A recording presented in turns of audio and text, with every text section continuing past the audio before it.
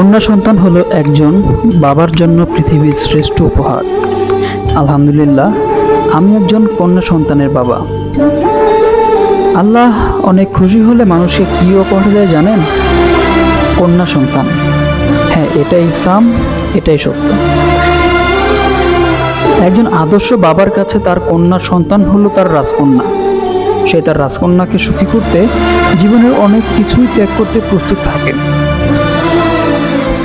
আপনি আপনার কন্যা সন্তানের যত্ন না নিলেও সে কিন্তু আপনার যত্ন ঠিকই নেবে, কারণ সকল বাবার কন্যারাই এমন হয়ে থাকে।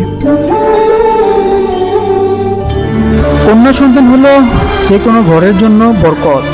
সে সন্তানকে মানুষের মতো মানুষ করতে একজন আদর্শ পিতা হতে হবে। আল্লাহ আমাকে একজন আদর্শ পিতা হওয়ার তৌফিক দিন। আমিন।